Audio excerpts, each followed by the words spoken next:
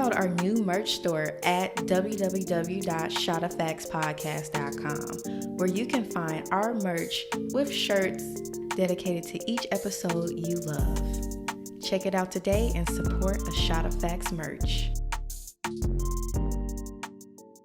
Welcome to A Shot of Facts. This is your girl, Deja Renee, and this episode is a shot of agriculture with Asaud Frazier. Now, Asaud is an entrepreneur and a Tuskegee University alumnus specializing in plant and soil science. And also his farm, Ella Beas, is a family-owned hemp farm in Southwest Alabama, and he overall strives to work with other Black farmers with technical assistance and education overall. So, Asaud, how are you doing today? I'm doing good. How are you doing? I'm doing pretty great. I can't complain. I try not to, for real. Yeah, it wouldn't help too. Right, right. So my first question to you, since you are a Black farmer, you're one of the few, we need more actually, which is sad to say, but I want to ask you first of all, how did you get started with Ella Bees and what is the background of the farm? Okay.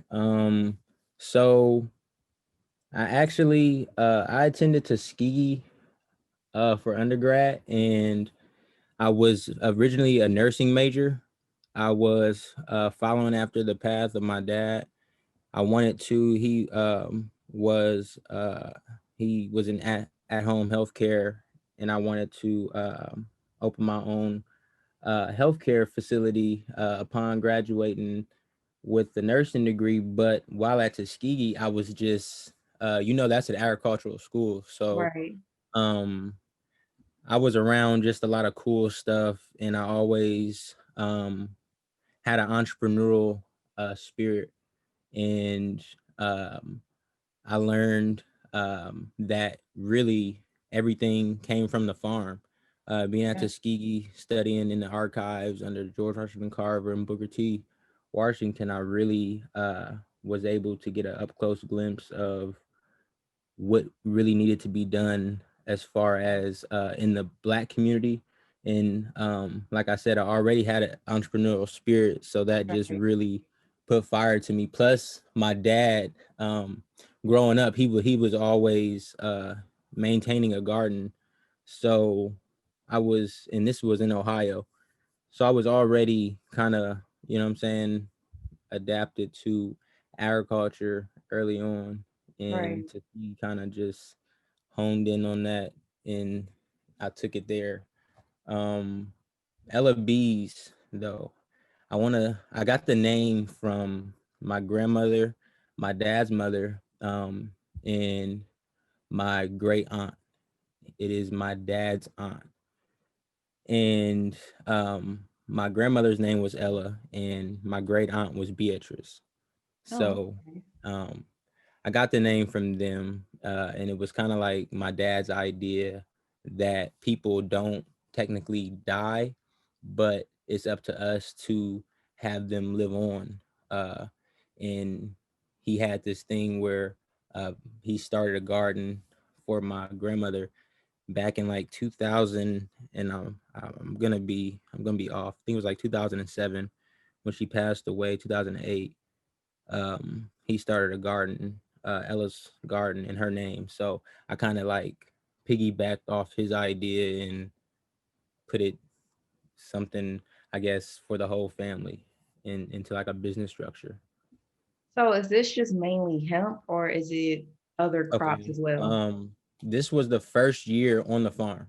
Um, so this we're dealing with land that has been in my family for, well, since 18 1870 something, Wow. from my knowledge. Like every time I keep looking, and every time I get time to research, I always find out like it's going back further. But right now I've come to 1870, that this land has been in my family. But for the past, like, say 100 years, we've really just been paying the taxes. So it's like it was forest land. I had to come down here, totally connect with the people in the community, find out who did the excavation work, find out who did bad work. I had to find out the carpenters, because there's a lot of skilled people in the area. Right. That's the thing in these rural areas. It's a lot of skilled people. It's just not organized. They don't really have businesses, you know. They're just working for other people. Yeah. So once I kind of, this has been literally the first year just coming in, had to get a well got a well put in. I'm almost done. Have to put the plastic over my greenhouse. Uh, we just had a really cold night last night, so that really put some urgency into me to finish this greenhouse up. But other than that, I didn't have a lot of time to do much other than plant um, a little crop of hemp this year. I had a little So garden. could you explain a little bit to the listeners who are not aware of what hemp is? Like, can you explain a little Uh, bit the benefits yeah, of it, or overall just what is it? yeah. Hemp is technically, hemp is cannabis. Cannabis, if you think about, you have the let's say it's in the same family as marijuana, but cannabis is the, I want to say, family name, and then you have under cannabis it branches out into marijuana, which is psychoactive, has the psychoactive property of THC in it, and Right. then hemp industrial hemp has the medicinal property CBD, and now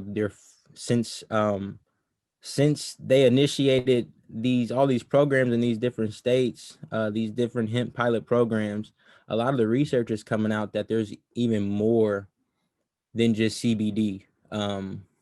I grew for the But it's more flower. than just CBD in hemp. Yeah, so Okay. so you can actually find CBD in marijuana as well. You can find THC in hemp, but it's in trace amounts, you know?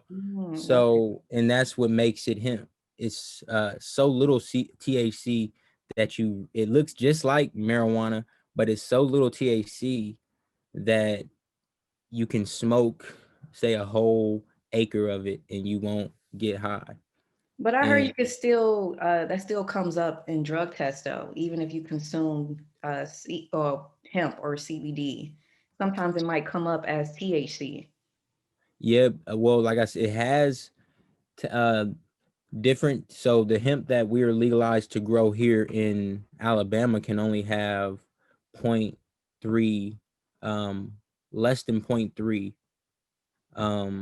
delta 9 total THC in the sample. Mm. And certain states like Tennessee, it gets a little higher. You know what I'm saying? They get up to like point 0.6, I believe. Um, so I'm not sure actually. But it's there is THC in it, but it's in a very low amount. So I'm pretty sure it possibly can come back on a drug test. I Mm. haven't heard much about it, but then again, um, it's a lot of stuff out here nowadays. Like I said, they're still finding new components in Right. the hemp plant as we speak. Right now, they're on to something.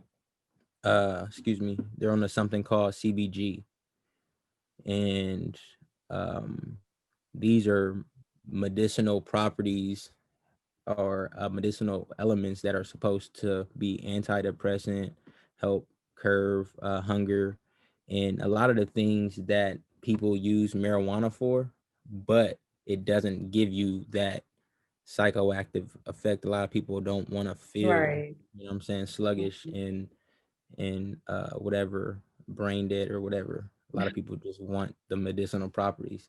So some people are mixing them. It's a lot going